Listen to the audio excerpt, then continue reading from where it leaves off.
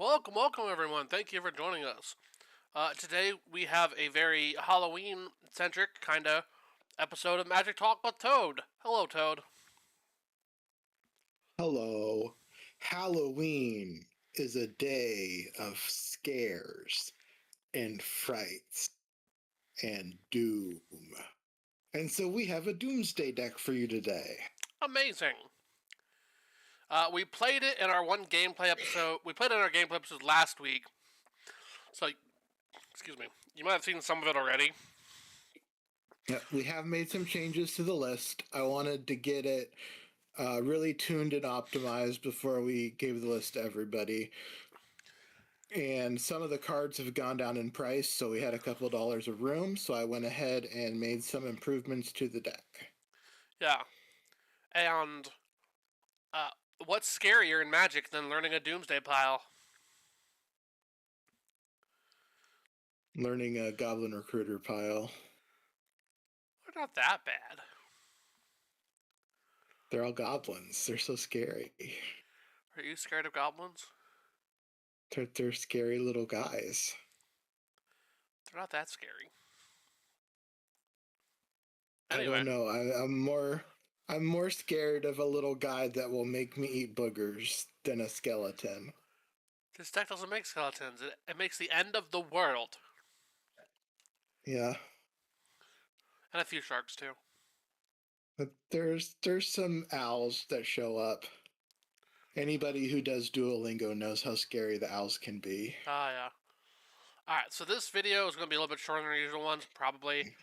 This is literally just a video primer for the deck. We're going to explain the cards, what they do, how they work together, and like what the game plan is, what's the Doomsday piles. Yeah, go over some hands. There's really only one Doomsday pile for this deck, which is pretty unique for Doomsday, but we don't, like, Value Vintage, you don't have a ton of room for the cards that make Doomsday work. So we're kind of all in on doing one specific pile as often as possible. Which, on one hand, is pretty cool. On the other hand, a little bit risky, but I make sense. It makes the deck easier to learn, and the pile that I use is fairly resilient to removal and counters. If they have a counter, they're probably going to counter your Doomsday anyway, so... Very true. Alright, so let's go over it. How do you want to start? All right. So let's go... Let's just go through the list, and then we'll save the Doomsday pile for the end. Okay. So, the way I've got it ordered on my screen, the first card is Narset, Parter of Veils. So this is the War of the Spark Narset that limits opponents to only drawing one card each turn. This is a generally good static ability, but we're really playing her for the -2, which looks at the top 4 cards, and you can get a non-creature, non-land. So this is basically a draw 2. It's sort of like Value Vintage playable stock up with a permanent attached to it. It's just card advantage, and if the opponent is trying to do like brain surge stuff like we are, this can really hurt that plan for them as well. And because of how our deck is winning, we do want to make it so that it's harder for the opponent to use Brainstorm and Brain Surge. Got it. For the creatures, we have 4 Baleful Strix. So one of the ways that control decks lose in Value Vintage is the opponent just getting the initiative on turn 2 or 3. 4 Baleful Strix lets you fight over the initiative pretty well game 1. And it's also one of the best speed bumps in the game. So we're spending about $2 on a playset of Baleful Strix, and I would not cut one. I would cut other stuff first. We have 1 Teferi, Mage of Zhalfir, which is a legendary human wizard with flash. Creature cards we own that aren't on the battlefield have flash, and your opponent can only cast spells at sorcery speed. So what this is doing is, first off, it makes it so the opponent can't cast spells on our Doomsday turn. And it also lets our Baleful Strixes come in at instant speed and ambush stuff. But in addition to those two primary functions, it also does a ton of other work.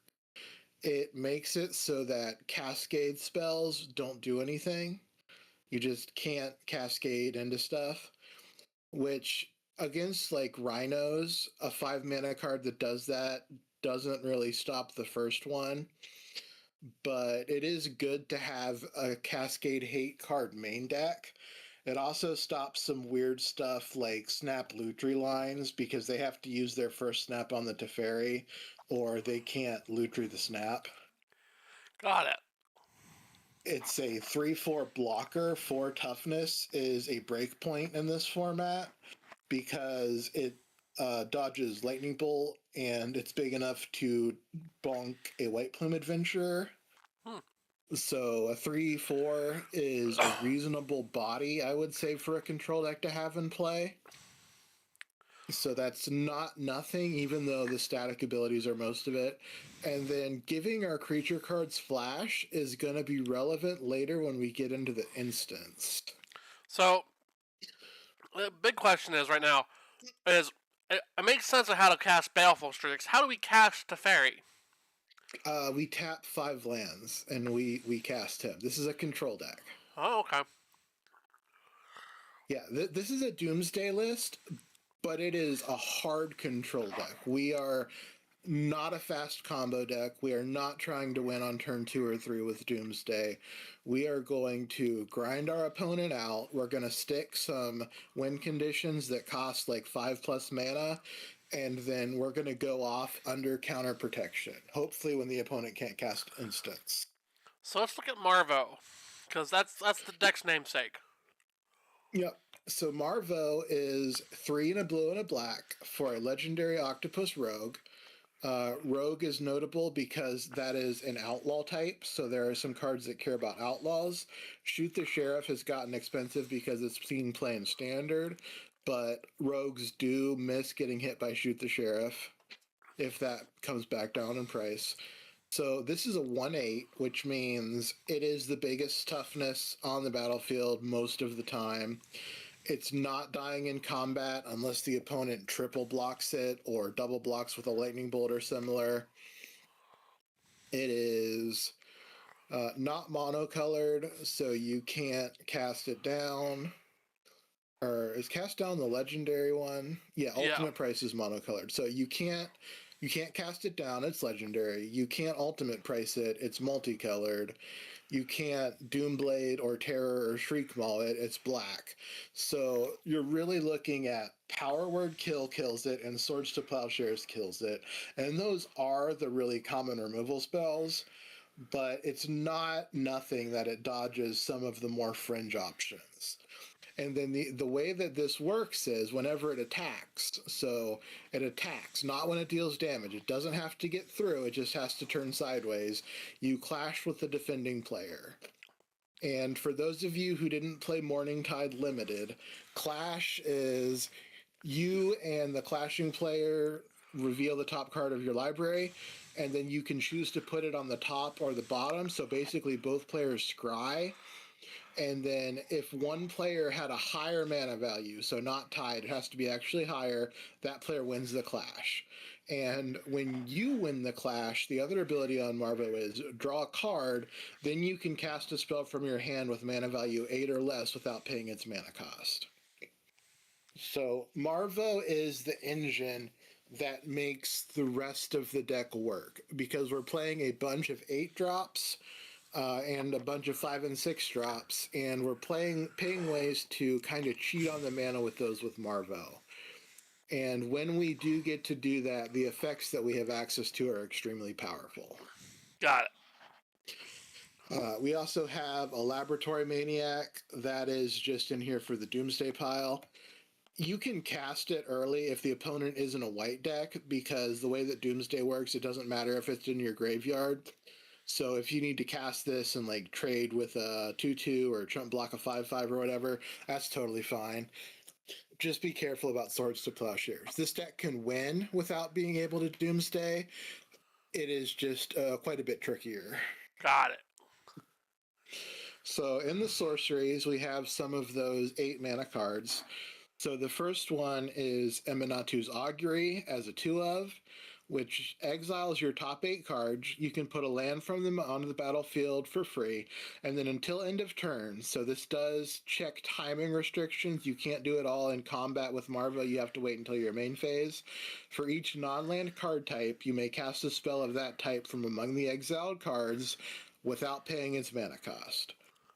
So what that means is you get to exile 8 cards, and then you just cast a bunch of spells for free. Interesting. You're usually looking to exile an instant, a sorcery, a creature, and then sometimes you will have a planeswalker, an enchantment, or an artifact. If you have used ways to set up the top of your library, then you're more likely to hit those harder to get types, and we're running a bunch of those as well. We have 3 Decree of Pain. So this is 6 colorless and 2 black for a sorcery. Destroy all creatures. They can't be regenerated. Draw a card for each creature destroyed this way. Usually what you're doing with this card, though, is cycling, which is 3 colorless and 2 black. Discard it, draw a card, and when you cycle it, all creatures get -2/-2 until end of turn. So we have some targeted removal, but we don't have enough targeted removal to answer like every random 2/2 aggro deck plays. So the Decree of Pains are in here to kind of clean up the stuff that's small after the Baleful Strixes have blocked the larger threats. You can cast a Decree of Pain with Marvo if you are behind on board, like if the opponent has 5 or 6 reasonable creatures and you just have a Marvo and maybe a Baleful Strix, and you can just draw a whole new hand of cards and clear the board. That's totally fine, but the cycling is the real value here. Then we've got 2 Doomsday. So this is a control deck that uses Doomsday to win. Doomsday is 3 black mana for a sorcery. Search your library and your graveyard for 5 cards, and then exile the rest. So exile the rest of your graveyard, exile the rest of your library. The chosen cards go on top of your library in any order, and then you lose half your life rounded up. So what this lets us do is our library becomes 5 cards, and it is any cards that we don't already have in play or in hand, and no cards that have already been exiled. So what we're trying to do here is put 5 cards on top of our deck in a specific order so that we instantly win the game. Got it. Usually the way that we crack the Doomsday pile is attacking with Marvo, but we also have a couple other ways that we can do it that are more awkward to pull off, but which I have done in the past. So we'll get to the Doomsday piles at the very end of the video. Okay, so let's go over the instance. So instance, in alphabetical order, we have 1 copy of Bile Blight. We have 1 copy of a lot of things because we are a teaching deck. We'll get to that a little bit later. So Bile Blight is 2 black mana, target creature and all other creatures with the same name as that creature get -3/-3 until end of turn. This is just a tutorable instant that can wipe a bunch of tokens. It unfortunately does not kill Rhino tokens from Crashing Footfalls, but it will clean up a bunch of goblin tokens, a bunch of zombie tokens, a bunch of pest tokens from Sedgemoor Witch. So if you need to clean up a bunch of creatures that have the same name, this is your way to do that. We have 3 Brain Surge. We could run 4 of these, and I have in the past, but with the focus on teachings, the deck is getting a little bit low on slots. And Brain Surges are also about 30 cents a piece, so I did cut 1. You could cut some of the other instants for the 4th Brain Surge. I just think 3 is enough. Brain Surge is 2 colorless and a blue, draw 4 cards, put 2 back. This lets us put an 8-drop on top of our deck when we trigger Marvo. We can attack, put the trigger on the stack, and then cast Brain Surge or Brainstorm. So the opponent will have a chance to respond, but they don't have a chance to kill Marvo to prevent us from getting a trigger. That's neat. Uh, we also have one brainstorm. So brainstorm is just a better brain surge. We can only run one. It's restricted. Draw 3, put 2 back for only 1 mana. We have a capsize. So capsize is a new card that I'm trying. I had to cut the Hagra mauling to fit capsize in because capsize is about $1. But I'm trying to put in some late game tutor targets that we can get if we are not going to be able to win with the Doomsday combo, and if we're on the plan of just like attacking with flyers or creeping tar pits or whatever. So capsize is a colorless and 2 blue with buyback for 3 colorless. Return target permanent to its owner's hand. It's a If the boomerang. opponent has, yeah, it is a boomerang with buyback. So if the opponent has something like Vexing Bauble, we need a way to answer that. We're not in the colors that have artifact removal. So the primary options I was considering were Echoing Truth, which returns all permanents with the same name, or Capsize. And I decided to spend the money on Capsize because this deck can get to like 7, 8, 9 mana. So having a capsize in that situation allows you to beat a lot of stuff that the deck might otherwise struggle with. Like if you play against an Oath of Druids deck and you fight over the board for a couple turns and then eventually they do get Oath, and if they don't name black, you can just use your removal on it. But if they do name black, then you can capsize the Iona, and every time they oath, you just capsize what they get, unless it has Shroud or Hexproof or whatever. And you can be attacking on the ground with Marvo, generating value until you can actually win the game. Huh. But like capsize is just a one of in the 75, answer pretty much any permanent, at least temporarily. Some stuff like ley lines, you might be able to capsize them and then they're permanently gone. But we're really trying to get rid of Vexing Bauble. Like Vexing Bauble is a massive problem for this deck. Got it. So is the Lavinia that does the similar thing to Vexing Bauble.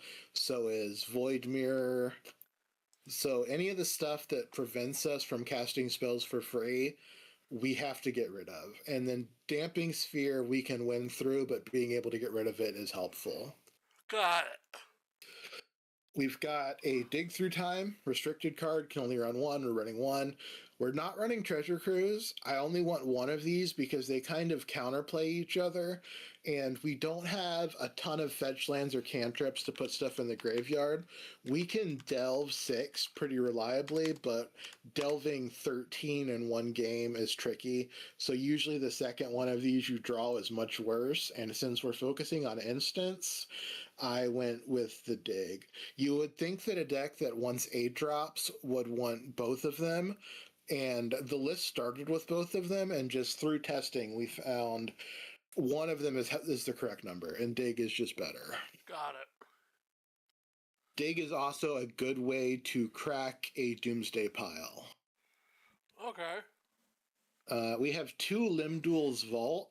So these are eating up a lot of the deck's budget, and if you look at them and you're not familiar with like CEDH, you might think, oh, this is just a weird card that doesn't really do much. What this actually is the value vintage version of Demonic Tutor or Cruel Tutor. You're paying usually between 2 and 4 life to find whatever card you want. And you're also putting it on top, which means if it's an 8 drop, you can probably cast it for free with Marvo. So I would love to fit a third one of these, but the budget just is not there with the other cards we want to have access to. So we have 2 of these. They're very good. I'd love to run a playset if I had the budget, but unless they get reprinted again and they were just in Mystery Booster 2, I don't think they're going to come down much. Plus, like, Limdul's not been in the lore for a while. Correct. We have 4 Lose Focus.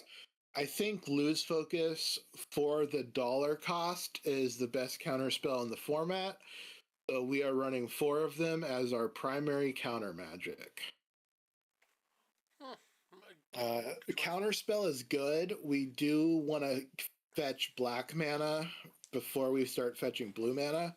So it's a little bit off to get double blue fast. So Lose Focus is easier to cast, but we do definitely get double blue, triple blue moving into the late game. So Lose Focus is better than something like Mana Leak. Okay. We have Mystical Teachings. We're only running 1 Mystical Teachings because we have 4 Waterlog Teachings. So generally, with what you want to do in a long game is use a Waterlog Teachings to find a Mystical Teachings, and the Mystical Teachings will then find 2 cards. You can also do it the other way around and Mystical Teachings for a Waterlog Teachings if you need to hit a land drop to cast Marvo next turn. Interesting. But this is just 4 mana, tutor for an instant card, or a card with flash, so it finds Teferi, and just put it in your hand, and then it flashbacks for 5 and a black. So this is tutor for 2 instants over the course of several turns, and the deck is running a bunch of 1 and 2 of instants with powerful effects. Okay. So we have a single power word kill. I was running 2 power word kills. I swapped one for the Bile Blight because token stuff has come up a lot in the last couple of weeks at our local game store. So I wanted to have a main deck answer for that. You could easily just run 2 power word kills if that's your preference. It's totally fine. And this just destroys a non-angel, non-demon, non-devil, non-dragon creature. The only angels that I see most of the time are Iona, which is probably not going to be killable with your black removal anyway, and Angel of the Ruins, which is not super good against us. Like, we only have 3 enchantments and 1 artifact. So if they cast an Angel of the Ruins, we're not super worried about it. It just has 5 power. We can probably race it at that point. So we are a little bit worried about dragons and demons because there's just some generally good demons in this format, like Imskir, Herald of Anguish. There's a lot of demon tokens that are pretty cheap because they usually come on a card with drawbacks. So that has actually been relevant. And then the dragons with omen spells from the new Tarkir set are actually quite good in value vintage. So missing dragons is a real drawback. So if you do want a second removal spell like this, I think I would actually recommend either Cast Down, Ultimate Price, or Go for the Throat as your second 2 mana removal spell. Or you can just run Eliminate, I believe is what it's called. Really, it's just meta dependent because. Yeah, or Eliminate is 4 cents and it kills small stuff, which Power Word Kill misses some of the big stuff anyway. So Eliminate is just a better smother. It can hit planeswalkers. And it's 4 cents. So those are options to keep in mind if you want more removal. I wouldn't run multiple Power Word Kills. We have a single copy of Spellburst, so this is our other counter spell, and it is X and a blue for an instant, counter target spell with converted mana cost X, buyback 3.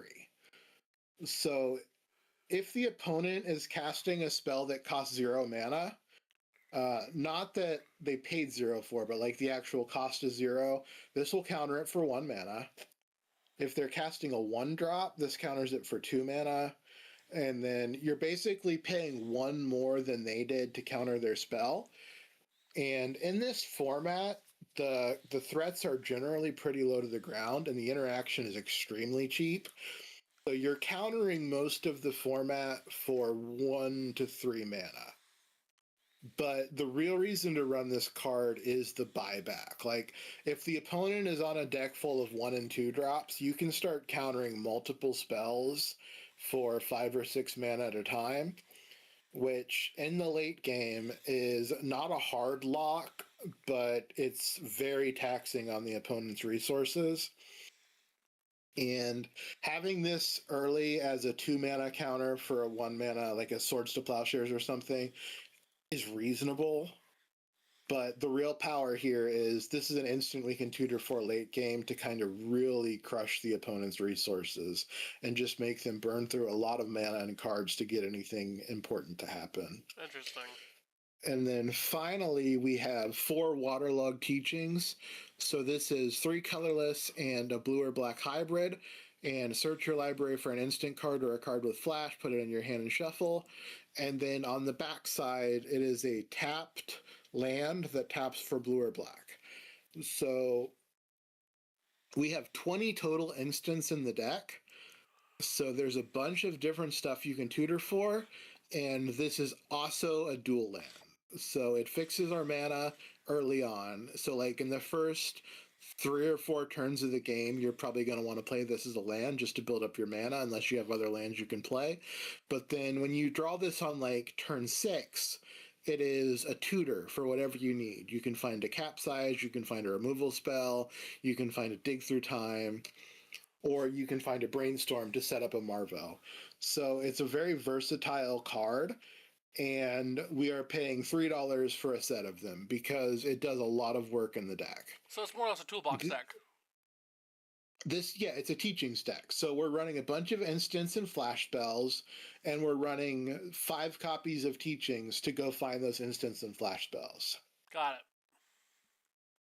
As far as artifacts, we just have a Soul Ring.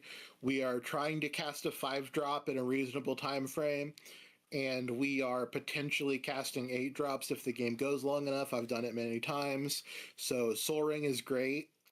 It's just pure mana, best mana source in the game probably. Maybe Black Lotus is better. But yeah, we get to run it. It costs $1. It's great in this deck. Enchantments, we have 2 Shark Typhoon, which is 5 and a blue for an enchantment. Whenever you cast a non-creature spell, you get an XX blue shark creature token with flying, where X is that spell's mana value. This is our backup win condition with Doomsday. It's rough, but you can make it work if the opponent doesn't have removal. This is also a value engine that we can play in the mid-game being like turn 5 or 6, where if we untap with it, then we get to start beating all of the other decks, because once you're making like 4/4 sharks repeatedly, the aggro decks can't race you and the control decks can't stop you. Yeah. It's difficult to resolve Shark Typhoon against the control decks, which is where the cycling ability comes in, where you can cycle it for X, 1 and a blue, and when you cycle it, you just get an XX shark with flying. So if the opponent is on a bunch of lose focuses and spell pierce and counterspell and drown in the locks, you can just make a 5/5 and draw a card. And if they answer the 5/5, okay, that's fine. You're up a card anyway. And if they don't, then you're beating them with a 5/5. So Shark Typhoon, format of the staple. Nobody's going to bat an eye seeing a Shark Typhoon get cast or cycled. But then the other enchantment we have is an interesting one, which is one with the multiverse, which costs 6 colorless and 2 blue. So this is one of those 8 drops for Marvo. It lets us look at the top card of our library at any time. We may play lands and cast spells from the top of our library. And once during each of our turns, so only on our turn, not during the opponent's turn, we can cast a spell from our hand or the top of our library without paying its mana cost.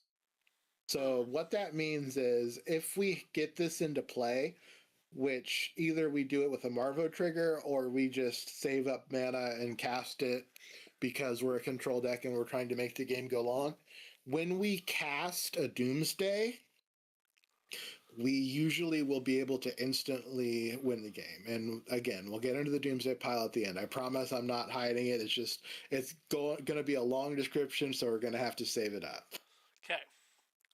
Lands. Lands. We have 3 Foreboding Landscape, so we're only a 2-color deck, but landscapes are the best way to crack a Brainstorm pile and get rid of cards you don't want. And since Brainstorm and Brain Surge are a big part of our deck, we want to have access to a couple of that effect. Foreboding Landscape just happens to be, at the time I was working on this, the cheapest of the blue-black landscapes. The Grixis one is like 8 cents more, so we're just running the green one. We've got 2 islands and 2 swamps, basic lands, 1 Nephalia Drown Yard. Every blue-black control deck in this format should have an Nephalia Drown Yard. It just is a removal, or almost removal proof. Like, it still dies to Vindicate and Boom Bust and stuff. Win condition that dodges counters, doesn't care about the board. And it's a pretty reasonable clock, too. Like, when you get to the late game, the opponent probably only has like 20 cards left if they've been drawing and tutoring and stuff, which is common in this format. So you're only really looking at like 5 or 6 activations of this because they're still drawing a card on their turn. So 5 turns with Nephalia Drown Yard starting in the late game will kill most decks if they're trying to be controlling. And if they're an aggro deck, then it's just a colorless land. You're still got a land. 4 Choked Estuary, 4 Sunken Hollow. These are the cheap dual lands for the format.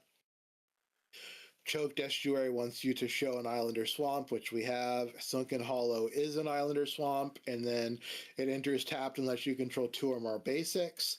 You might think that you're not going to have 2 or more basics very often because we only have 4 basics, but we also have 3 fetch lands, and we are drawing into them with Baleful Strixes and Brainstorms and stuff.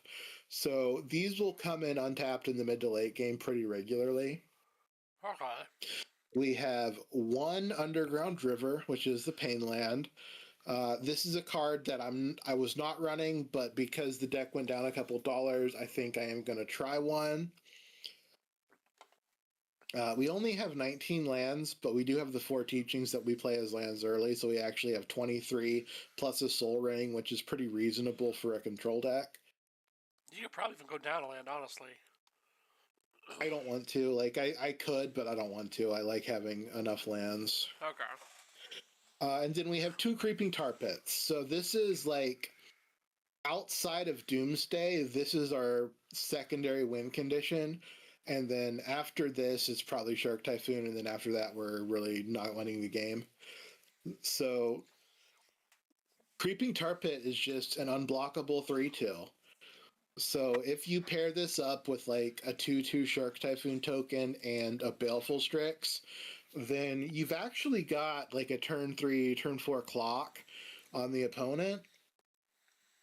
And it's all either flying or unblockable. So their board doesn't matter. We're contesting the initiative with Tar Pit whenever we want to, which is very good for us because we can move through the initiative dungeon and get our lands, get our scries to set up Marvo. We are using generally the opposite side as the actual initiative decks are. Interesting. So then that's all of the lands, and then let's go ahead and go through the sideboard real quick, and then we'll get to the Doomsday pile. So the sideboard is set up for teaching, so these are all either instance or flash cards. We have 2 Psychic Spiral, which is 4 colorless and a blue instant. Shuffle your graveyard into your library, then target player puts that many cards from the top of their library into their graveyard. So what this is primarily for is Cloud Post decks. They are going to have multiple trench posts by the end of the game, which makes it effectively impossible for you to win with Doomsday. And they also have Oblivion Stones, usually, which makes it very difficult to race them with Shark Typhoon and Baleful Strixes. So if they can answer your 2 Creeping Tar Pits, you're really in trouble. Psychic Spiral allows you to turn their best win condition back on them. Interesting. And what you want to do is tutor for it early so they can't mill it, and then just hold it. Hold Psychic Spiral, hold your counter spells for as long as you can, and then try to just one-shot them with multiple counterspell backup. That's clever. We have 2 Ravenous Trap, so this is a Teachings of Bull Graveyard Hate card. We have several of those, And if the opponent had 3 or more cards in their graveyard, you can cast it for free. But it still counts as a 4-drop for Shark Typhoon if that comes up. And it just exiles target player's entire graveyard. So this is great against like Dredge decks or sometimes Hollow One or Madness decks. The new Mayhem mechanic is vulnerable to Graveyard Hate because it goes to the graveyard and then you can cast it from the graveyard. So you can like hit a Faithless Looting and a Mayhem card and an Anger. That's something that's come up with this deck. But I think every deck in this format, especially control decks, needs to have some Graveyard Hate. So we're just paying the graveyard tax and having a couple of Ravenous Traps in our sideboard. We have 3 Rebuild, which is 2 colorless and a blue, return all artifacts to their owner's hand, and it has cycling 2. So we could run Hercule's Recall, but it costs more, and I actually like the cycling on this. Like, generally, you're only bringing it in against decks where the rebuild effect is good, but it doesn't hurt to be able to cycle it if you're looking for your 3rd land or if you need to crack a Doomsday pile. And so this is going to be for your like affinity matchups. It can come in the Cloud Post matchups depending on what they're winning with, but not always. That card's good against Scientist. It's very good against the border post decks, so Scientist and Restore Balance, and then it's also pretty good against the Boom Bust decks. We've got 3 Spectral Sailor. Again, one of the ways that control loses a lot in this format is the initiative. So Spectral Sailor contests the initiative really well. You can just run it out turn 1, and if they don't have a removal spell for it, then they're not going to be able to keep you from having the initiative. They can fight over it. They can try and get it back, but they're basically giving you a land when they make the initiative creature, and then you get to move through the dungeon at roughly the same speed they do. They can go a little bit faster with more initiative creatures. And this is also very good against control decks with a bunch of counter spells because it demands a counter spell for your 1/1 mana 1/1, or you get to start drawing a bunch of cards. And it's really good against 8 rack because if you can play it and immediately draw a card, it has replaced itself for the rack purposes, and it gives you a body to sack to Smallpox to keep Marvo or Teferi alive. That's clever. Stoic Sphinx is a card that I didn't know existed until last Thursday, and I lost to it pretty hard, so I'm going to try one out. I don't have one in paper yet, but I believe it's correct to have it on the digital list. So this is a 5/3 for 2 and 2 blue. It is a flash flying, and as long as you haven't cast a spell this turn, it has hexproof. So if you haven't cast a spell, they can't kill it without a sweeper. And if you're casting a spell, you can pick when you want it to lose hexproof based on when you're casting your spell. And remember that 20 cards in our deck are instants, and 1 has flash. So a third of our deck is instants, and a third of our deck is lands. So we have like 43 cards that we can play that don't have this lose hexproof when the opponent can kill it with sorceries. Yeah. It just seems like a really good threat to board in versus other removal heavy decks. I actually think I have one I can give you. Yeah, if you have one that you can bring me on Thursday, awesome. If you have 2, I might want a second one. If I'm there Thursday, I might be doing something. No, okay, just let me know. You'll know. Anyway, Surgical Extraction. I was running 3 of these. They were 91 cents, and they went up to $1.31 because for some reason the cheapest printing used to be the Outlaws of Thunder Junction one, and now it is not. So things are getting shuffled around market-wise. So I went down to 1 of these, and that is what cleared up some budget for the deck. Also, Waterlogged Teachings was like 75 cents. I guess it still is. But this is, so with your 4-mana teaching spells, you can tutor for your 1 of Surgical out of the sideboard and just exile all of something.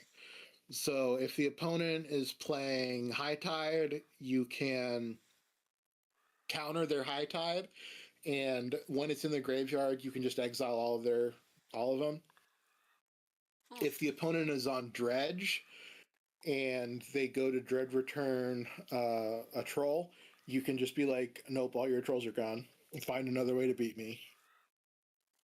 Very clever. If the opponent is on even just Faithless Looting, I think I would bring in a single copy of Surgical Extraction to hit all of their Faithless Lootings or all of their Angers if they're doing Anger. But yeah, this is just another, you have to have Graveyard Hate. So we're running the good Graveyard Hate, the ones that are instants, because we get extra value out of instants. And then because we can only run one Surgical at the current price, we have 3 Test of Talents. So this is a counter spell for 1 and a blue that can only counter an instant or sorcery spell.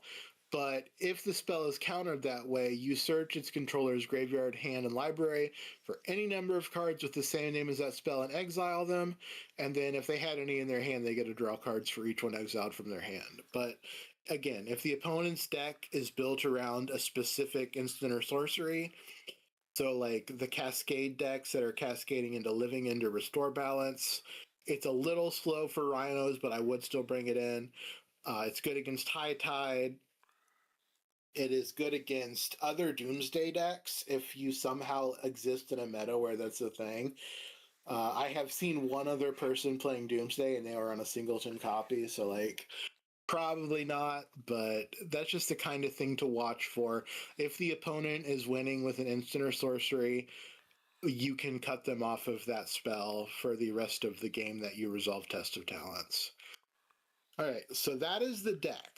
So now let's get into what is our Doomsday pile? How does it work? All right, we've been hyping it up. What's the Doomsday pile?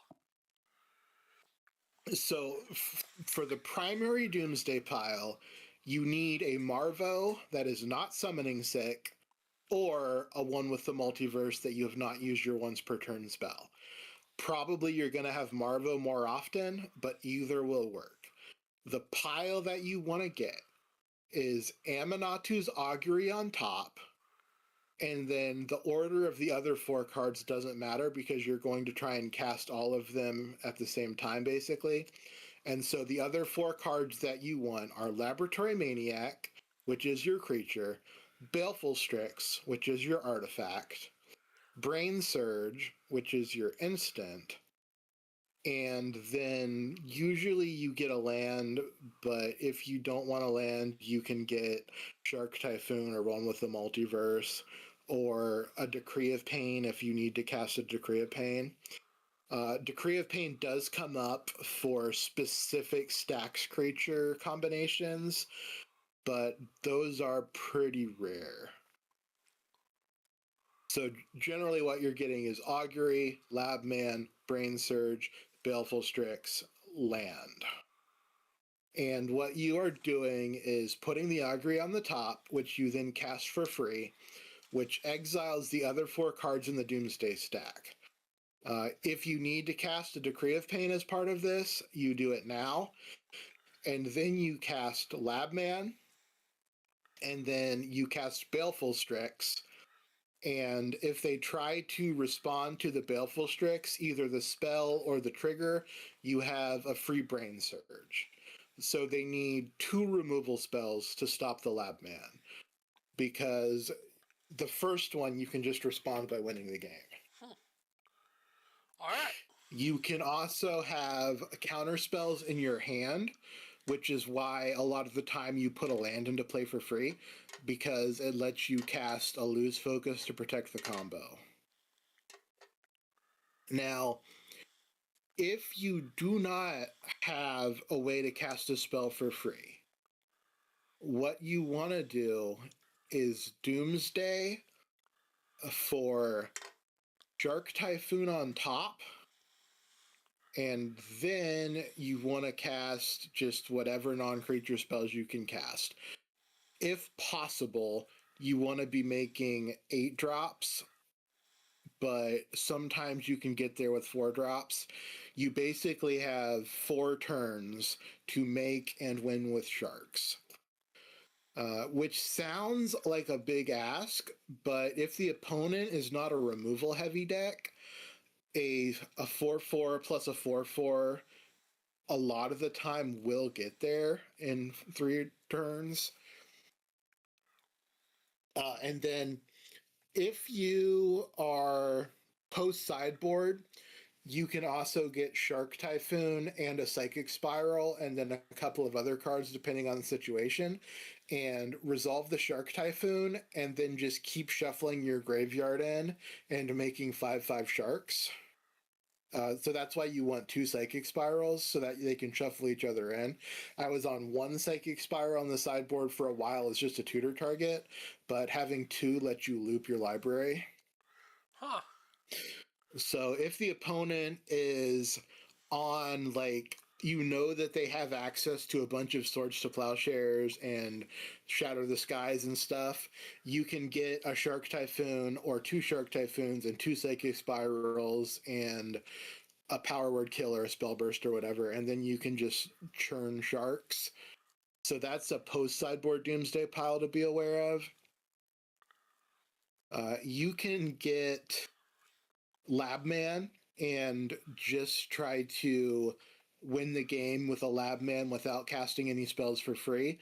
The Doomsday pile for that is generally Labman, Baleful Strix, Brain Surge, and then it usually doesn't matter what's underneath, but you can get extra Brain Surges or Brainstorms. So for that pile, you would just cast Doomsday, draw into the Labman with either a Baleful Strix or a Cycler that you already have, cast it, and then next turn, assuming you have 5 mana, you can cast the Baleful Strix or cycle a Shark Typhoon and draw into the draw 4, and with 3 cards left in your library, that's a win with Labman. That's really clunky and awkward. I've tried to do it several times and it's only actually worked once. You really do want to have access to a free spell enabler, but if you can't, you can't. Like, you got to do what you got to do. So, yeah, go ahead. I forgot. Never mind. Yeah. I literally had something that just went out of my mind. Yeah. So, primary Doomsday pile, Augury on top, followed by Labman, Baleful Strix, Brain Surge, and then a Mana Source or a Decree of Pain. Past that, you're probably not winning with Doomsday. The other lines are really clunky and really gambling. This is not a deck that wants to Doomsday as fast as possible. This is a deck that wants to set up a turn where you get your one big Doomsday turn to win the game. Okay. The double Psychic Spiral line, if the opponent has absolutely no counters and no discard, can be enough to win the game. It's just everything has to go right for multiple turns. Yeah. Oh, I remember. So, do you have any of these Doomsday lines written down? I did have a primer for the deck. I can probably work on the primer again. It just got really exhausting to edit the primer every time I added or removed a single card because it completely changed all of the available possible lines. That's fair. Do you think you could write like a general primer, just so people know the basic lines? I can do a primer for the Doomsday lines when we are done recording. Yeah, That's totally fine. But it's one of those things where this will be a cross promotion. I think we should start working on physical primers more often because we have these video primers. And by the way, if you like them, let us know in the comments. Yeah. Like, subscribe, leave a comment. Let us know what you want to see more of. But also, we're working on more written primers. So Yeah. I have a. Also, one last shout out for the deck. If this deck is interesting to you and you decide to pick it up, but when you look at the list, some prices have changed and you are like 50 cents over, you can absolutely cut an underground river and just run another basic swamp. You can absolutely cut a Limdual's Vault and put in another Brain Surge. You can absolutely cut one of the waterlogged teachings for a mystical teachings. The deck is reasonably flexible. And the other thing is, like we mentioned earlier, for some of the removal spells, you can probably swap out Power Word Kill for other removal spells that are roughly the same price. Yeah, you want access to a 2-mana removal spell that kills most things. There's a bunch of those. Especially if you're willing to go up in budget to like 30 cents, and I think you can run the Infernal Grasp. Yeah, that's pretty good. Yeah, 26 cents for Infernal Grasp. So you could actually run that straight up over Power Word Kill and still be just within budget as of time of recording. So, like, this whole deck is very meta dependent and a little bit challenging to play, challenging to figure out, but we'll try to get these general lines written down for you, dear viewer. Yep. So that you can sort of figure it out. We might not have a full primer, like full written down primer, but I'm working on one of those for another one of our decks. But we'll try to have the lines for you so that along with watching the video and like hearing us tell you the lines, you can have it like written down. And also, can you look at a cheat sheet while you're playing a game? I don't think you can. No, not while you're playing a game.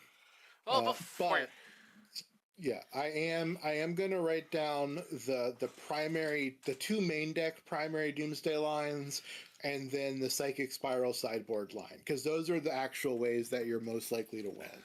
Yeah, you can look at them before you play a game or between games. Yeah, while you are copying the deck list, if you want to play it, just also take a look at the primer. The Labman line, once you know how it works, is pretty easy to remember. Like, all the cards do exactly what they say. You're not doing any weird shenanigans with them besides using the Augury to cast stuff for free. It's just, I need to play Labman, and then I need to draw some cards. The Psychic Spiral lines are a little bit trickier. Got it.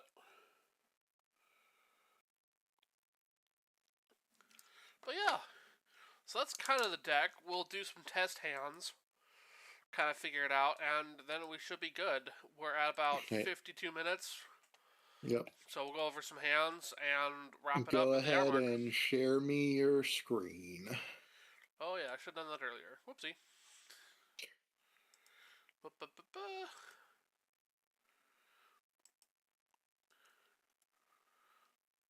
I'd like to be under the sea. Show me.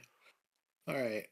This is fine. Like, you have 3 lands, which is, I think, the minimum keepable for this. You either want 3 lands or 2 lands and multiple draw spells, so like Baleful Strix, Brainstorm, Shark Typhoon, or 2 lands and a Soul Ring. So this is 3 lands.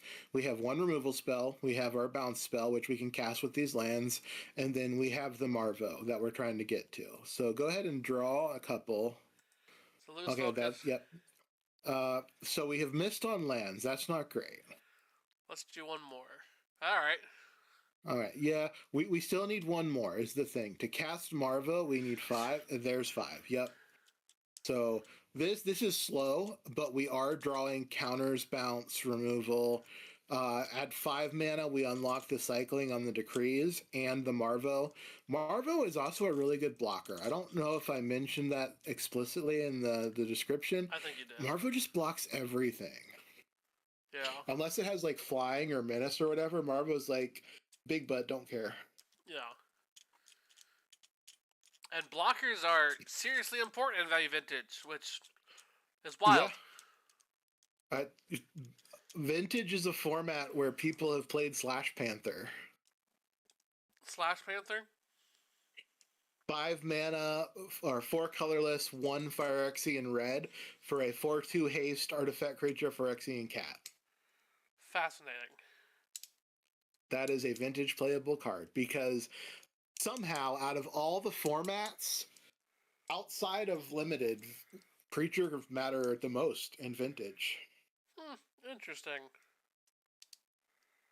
All right, so this hand is fine. It's not great. It develops okay. I would say this is a can that is capable of winning games. It will struggle with the initiative. Is that Brainstorm or Lab Man? That is Lab Man. This isn't terrible. It's not great. It's slow. I think this is keepable. So what we would be doing is turn 1 Sunken Hollow, turn 2 Estuary Reveal Sunken Hollow, Yeah. which gives us access to Bile Blight and Lose Focus.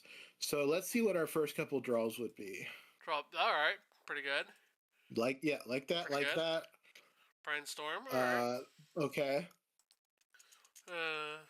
Yeah, we're totally fine here. Because this draws this. This draws this. Yep. Or no, wait, no. This draws this. Baleful Strix draws Baleful Strix. Then we draw Brainstorm for turn. Then Baleful Strix. Shark Typhoon with Baleful Strix. Then we find the land to cycle the Shark Typhoon for 2. So this is actually what I call an Air Force hand, which this deck can absolutely win with. A combination of Baleful Strixes, Shark Typhoon tokens, and Creeping Tar Pits. This is roughly 4/4 worth of flying bodies with a removal spell and a counter spell. That can just win the game. Yeah. Interesting. We also are not losing to attackers with this hand very much.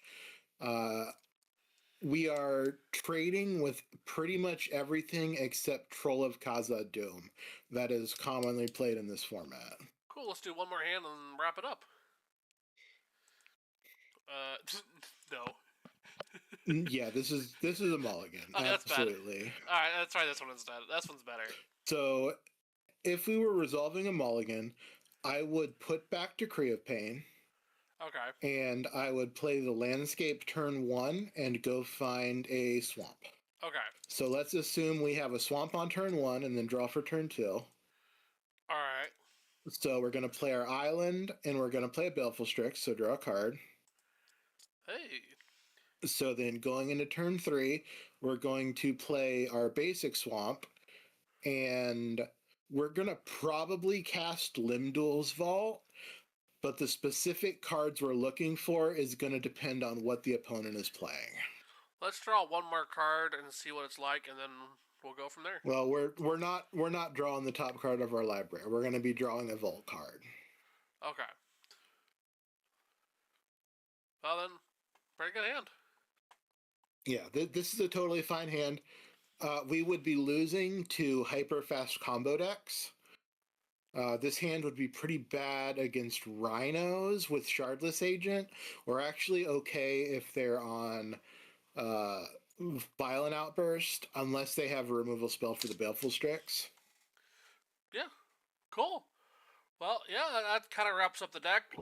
Yeah. Toad will write the general primer of the deck list, which I'll have in the video description below, just like all of our past videos.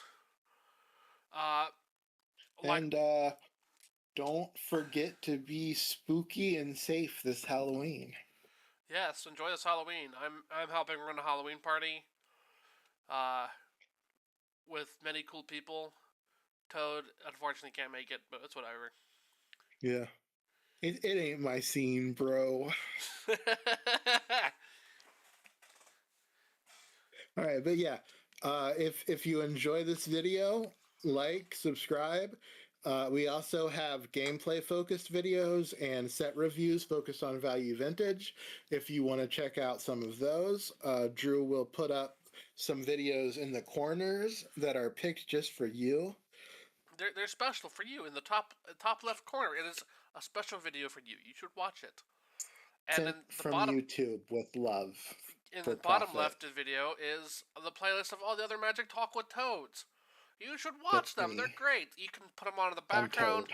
You are Toad. You can listen to all of the videos. You can watch the videos. The first few ones are getting rough, but it's a process. We said from the beginning that we get better as we go on. I can't get any better because I'm already perfect. Oh, I see. Because I'm a toad. Oh. And toads are God specialist boys. I can't disagree with that. But yeah, thank you very much, All right. everyone, for joining Yep. us.